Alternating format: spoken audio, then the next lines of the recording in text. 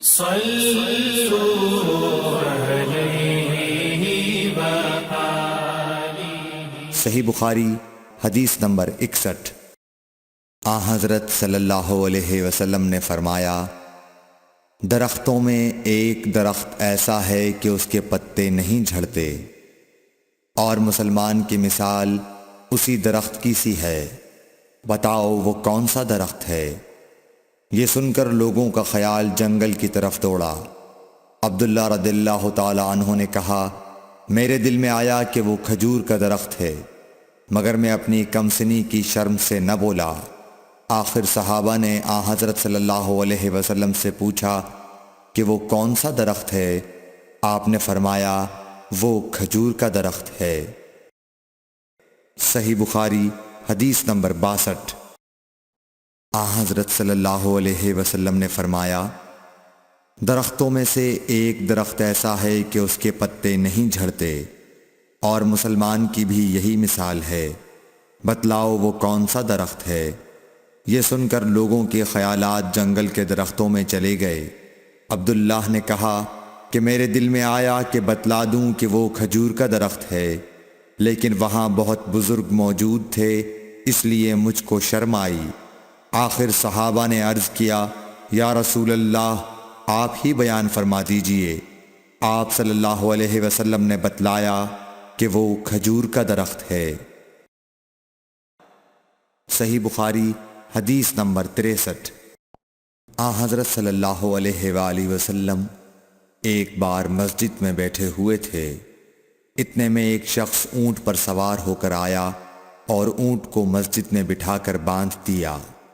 پھر پوچھنے لگا، بھائیو تم لوگوں میں محمد کون سے ہیں؟ حضرت صلی اللہ علیہ وسلم اس وقت لوگوں میں تکیہ لگائے بیٹھے ہوئے تھے۔ ہم نے کہا، حضرت محمد صلی اللہ علیہ وسلم یہ سفید رنگ والے بزرگ ہیں جو تکیہ لگائے ہوئے تشریف فرما ہیں۔ تب وہ آپ سے مخاطب ہوا کہ اے عبد المطلب کے فرزند۔ آپ صلی اللہ علیہ وسلم نے فرمایا، کہو میں آپ کی بات سن رہا ہوں۔ وہ بولا، میں آپ سے کچھ دینی باتیں دریافت کرنا چاہتا ہوں، اور ذرا سختی سے بھی پوچھوں گا تو آپ اپنے دل میں برا نہ مانیے گا۔ آپ صلی اللہ علیہ وسلم نے فرمایا، نہیں، جو تمہارا دل چاہے پوچھو۔ تب اس نے کہا کہ میں آپ کے رب اور اگلے لوگوں کے رب تبارک و تعالی کی قسم دے کر پوچھتا ہوں، کیا آپ کو اللہ نے دنیا کے سب لوگوں کی طرف رسول بنا کر بھیجا ہے؟ آپ صلی اللہ علیہ وسلم نے فرمایا، ہاں یا میرے اللہ۔ پھر اس نے کہا، میں آپ کو اللہ کی قسم دیتا ہوں، کیا اللہ نے آپ کو رات دن میں 5 نمازیں پڑھنے کا حکم فرمایا ہے؟ آپ صلی اللہ علیہ وسلم نے فرمایا، ہاں یا میرے اللہ۔ پھر کہنے لگا، میں آپ کو اللہ کی قسم دے کر پوچھتا ہوں کہ کیا اللہ نے آپ کو یہ حکم دیا ہے کہ سال بھر میں اس مہینے رمضان کے روزے رکھو؟ آپ صلی اللہ علیہ وسلم نے فرمایا، ہاں یا میرے اللہ۔ پھر کہنے لگا، میں آپ کو اللہ کی قسم دے کر پوچھتا ہوں کہ کیا اللہ نے آپ کو یہ حکم دیا ہے کہ آپ ہم میں سے جو مالدار لوگ ہیں ان سے زکوٰۃ وصول کر کے ہمارے محتاجوں میں بانٹ دیا کریں؟ حضرت صلی اللہ علیہ وسلم نے فرمایا، ہاں یا میرے اللہ۔ تب وہ شخص کہنے لگا، جو حکم آپ اللہ کے پاس سے لائے ہیں میں ان پر ایمان لایا، اور میں اپنی قوم کے لوگوں کا جو یہاں نہیں آئے ہیں بھیجا ہوا تحقیق حال کے لیے آیا ہوں۔ صحیح بخاری حدیث نمبر 64۔ رسول اللہ صلی اللہ علیہ وسلم نے ایک شخص کو اپنا ایک خط دے کر بھیجا اور اسے یہ حکم دیا کہ اسے حاکم بحرین کے پاس لے جائے۔ بحرین کے حاکم نے وہ خط کسریٰ شاہ ایران کے پاس بھیج دیا۔ جس وقت اس نے وہ خط پڑھا تو چاک کر ڈالا۔ راوی کہتے ہیں، اور میرا خیال ہے کہ ابن مسیب نے اس کے بعد مجھ سے کہا کہ اس واقعے کو سن کر رسول اللہ صلی اللہ علیہ وسلم نے اہل ایران کے لیے بد دعا کی کہ وہ بھی چاک شدہ خط کی طرح ٹکڑے ٹکڑے ہو جائیں۔ صحیح بخاری حدیث نمبر 65۔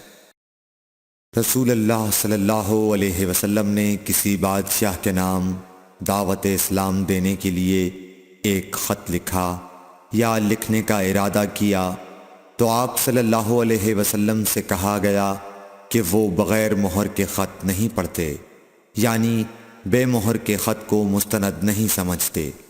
تب آپ صلی اللہ علیہ وسلم نے چاندی کی انگوٹھی بنوائی جس میں محمد الرسول اللہ کندہ تھا۔ صحیح بخاری حدیث نمبر 66۔ ایک مرتبہ رسول اللہ صلی اللہ علیہ وسلم مسجد میں تشریف فرما تھے اور لوگ آپ صلی اللہ علیہ وسلم کے ارد گرد بیٹھے ہوئے تھے کہ 3 آدمی وہاں آئے۔ ان میں سے 2 رسول اللہ صلی اللہ علیہ وسلم کے سامنے پہنچ گئے اور ایک واپس چلا گیا۔ پھر وہ دونوں رسول اللہ صلی اللہ علیہ وسلم کے سامنے کھڑے ہو گئے۔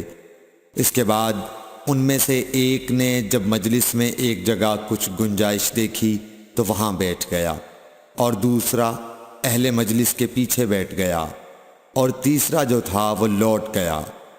تو جب رسول اللہ صلی اللہ علیہ وسلم اپنی گفتگو سے فارغ ہوئے تو صحابہ رضی اللہ عنہم سے فرمایا، کیا تمہیں 3 آدمیوں کے بارے میں نہ بتاؤں؟ تو سنو۔